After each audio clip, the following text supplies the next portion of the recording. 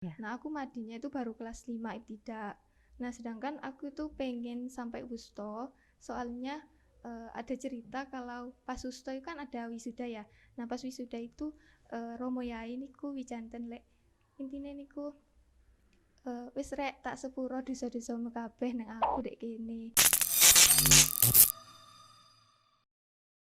Assalamualaikum warahmatullahi wabarakatuh. Selamat datang kembali di Kalem Podcast Pondok Pesantren Ngalah. Bersama saya Dewi Masyito sebagai pemandu acara podcast persembahan dari Biro Pendidikan Jamiah dan Kru Ngalah TV Pondok Pesantren Ngalah.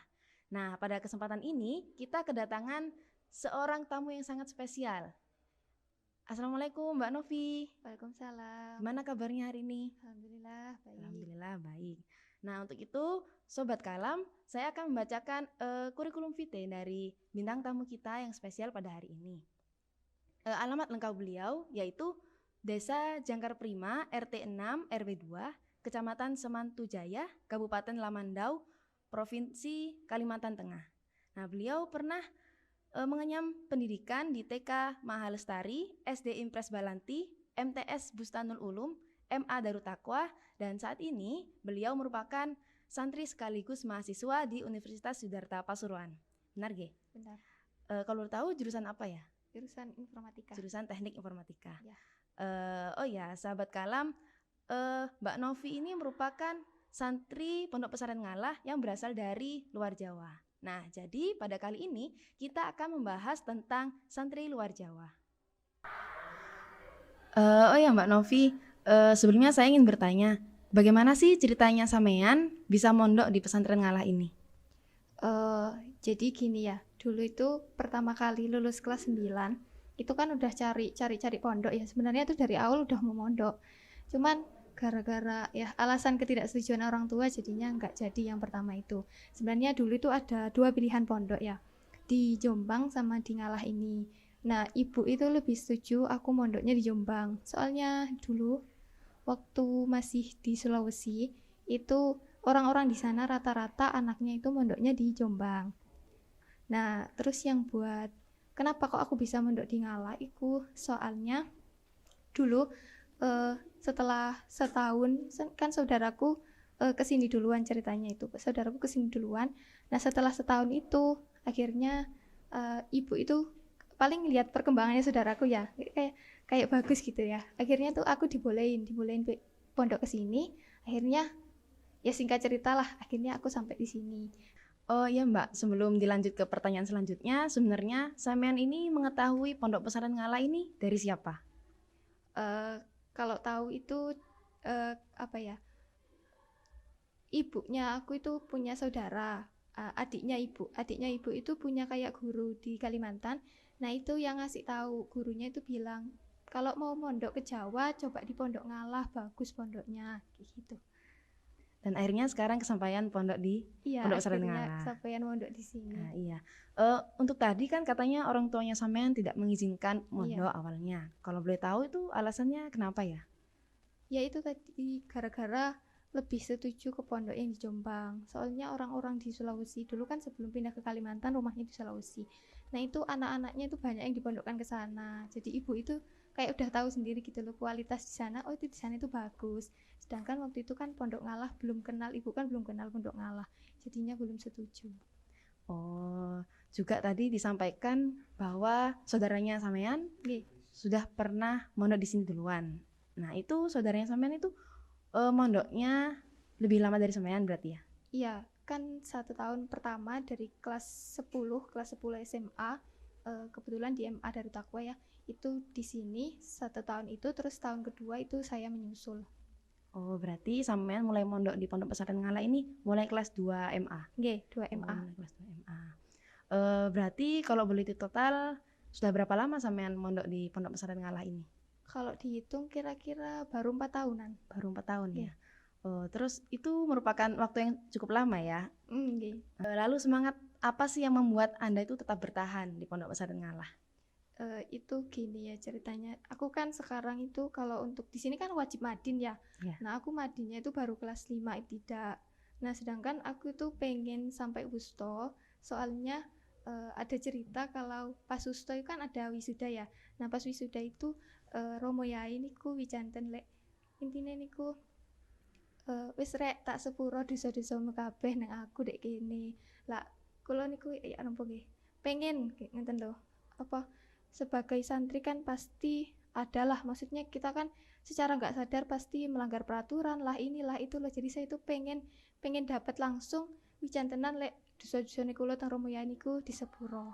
Oh, jadi itu yang menjadi motivasi sampean untuk Nggih. tetap bertahan di pondok pesantren. Nggih. Bahkan nanti sampai lulus Ustoh. Ustoh. Mungkin kira-kira 4 tahun Iya. yang akan datang ya. Kira-kira saya lulus kuliah itu masih tambah 2 tahun di sini.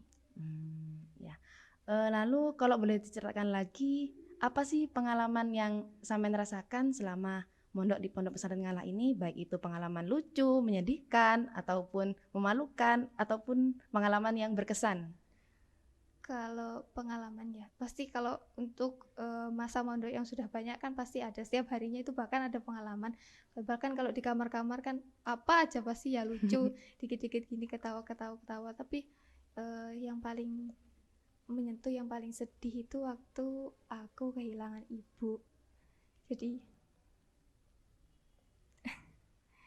Jadi dadakan ditelepon bapak, terus harus terbang ke Kalimantan.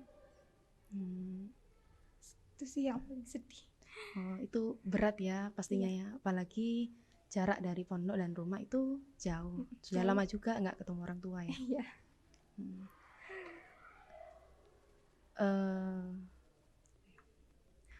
Lalu sepertinya sampean ini tipikal anak yang gampang kerasan di pondok ya. Gimana awal pondok itu sampean pernah bersedih atau langsung kerasan atau gimana? Ya mungkin karena kan di sini udah ada saudara. Pertama kali aku mondok itu kan sudah ada saudara saya namanya Ella. Nah itu jadi langsung dikenalkan sama mbak-mbak kamar. Kebetulan waktu sowan teng Romo iku langsung dipanggilkan mbak-mbak pusat, terus dikengken niki lebetaken dikumpulaken kalih lare-lare sing dugi luar Jawa.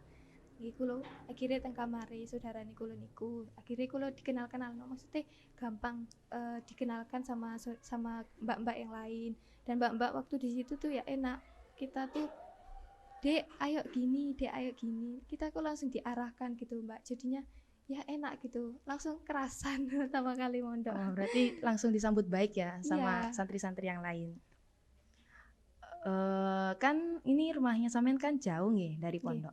Nah, lalu kan di pondok pesantren ini tentunya ada seperti liburan, pulangan ke rumah masing-masing. Nah, untuk itu sampean ini setiap liburan ini pulang ke kampung halaman atau tetap stay di pondok atau gimana Mbak kalau boleh tahu?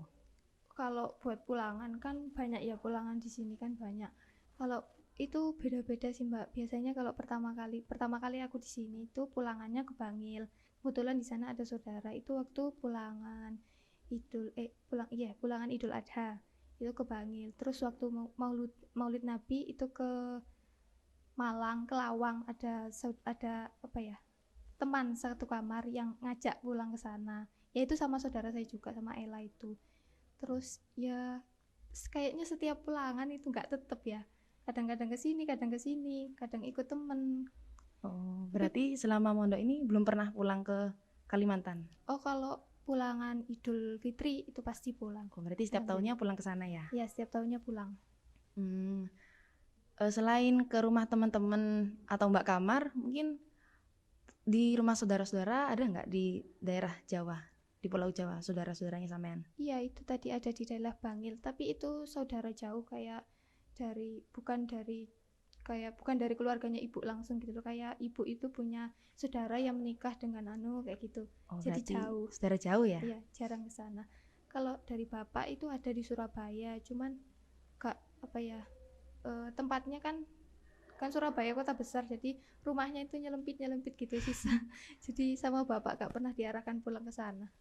Berarti biar ke saudara yang dari ibu aja yang ada di Bangil itu.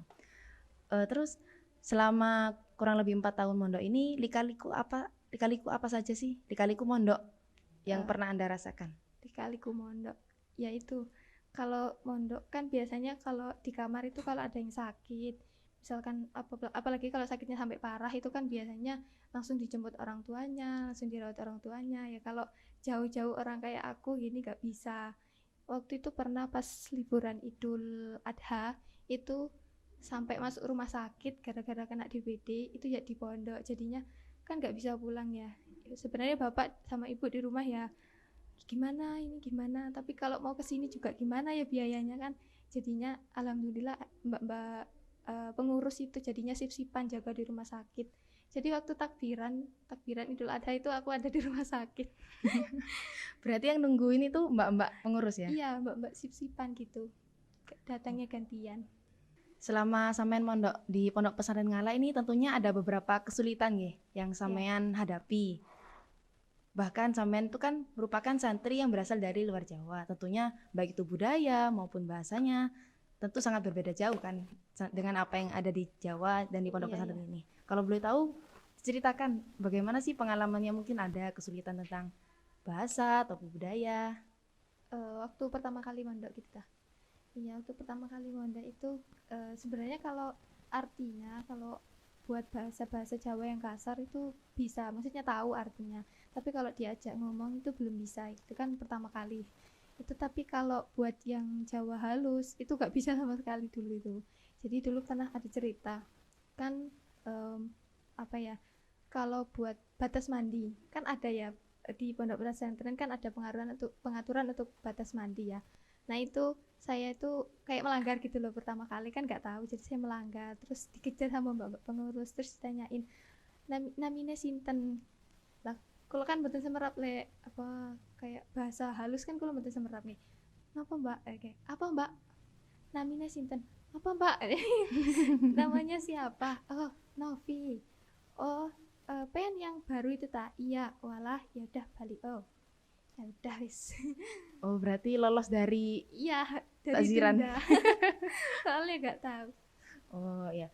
Lalu setelah itu gimana cara Anda belajar? Caranya sampean belajar sehingga sampai saat ini kan sudah tahu kan nggih? Iya. Beberapa mungkin bahasa kromo alus. Ya itu sih kayak dari ya setiap hari kan kalau di B ya sama B dulu kan pengurusnya kan selalu pakai bahasa kromo ya.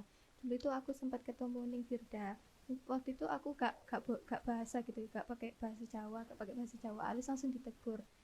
Ayo Jawanya apa? Jadi kayak secara nggak langsung aku itu langsung belajar gitu loh.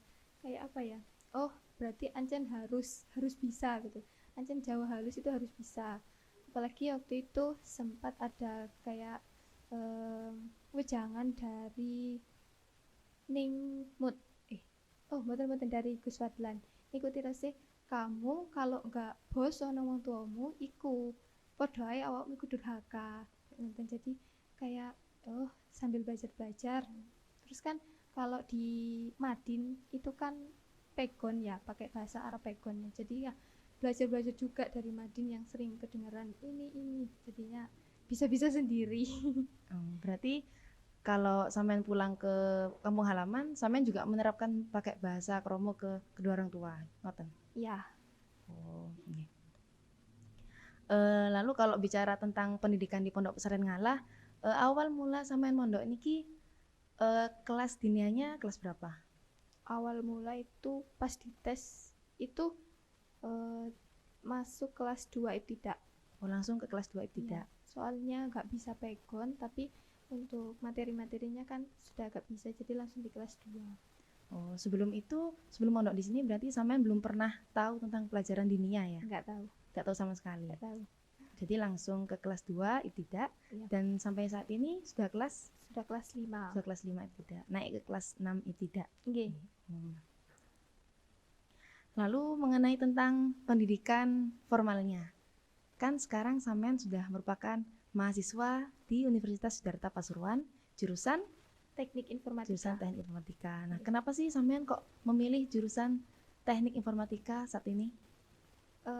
Sebenarnya dulu itu bimbang ya, mau ngambil komunikasi atau teknik informatika atau teknik pangan, kan banyak pilihannya ya. Terus aku dikasih wejangan gitu sama guruku, kamu ambil lo yang berhubungan sama komputer teknik informatika gitu loh.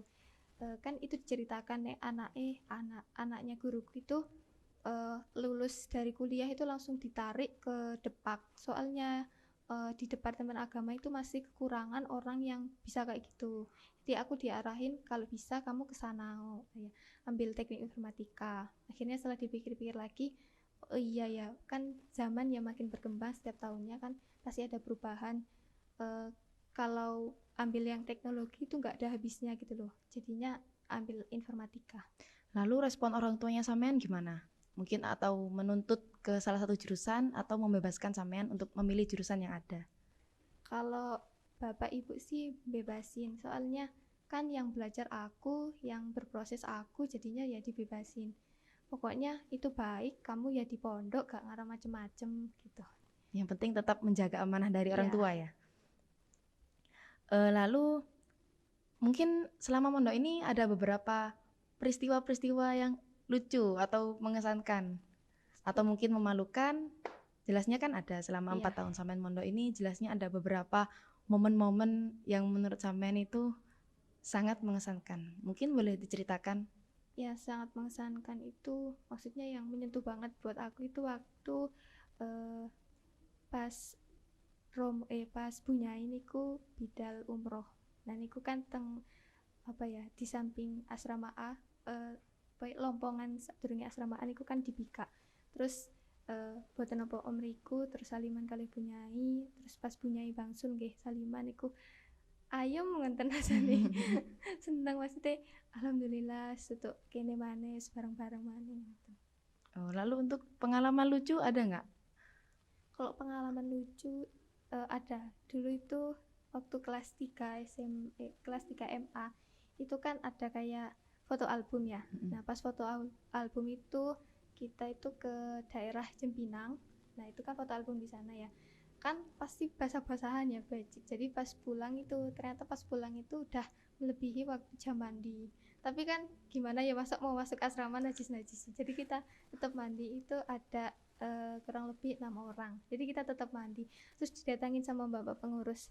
Terus disuruh cepetan gitu, cepetan. Tapi kondisinya itu kita tuh lagi keramas gitu ya. Cepetan gimana ya? Jadi gak bisa cepet-cepet.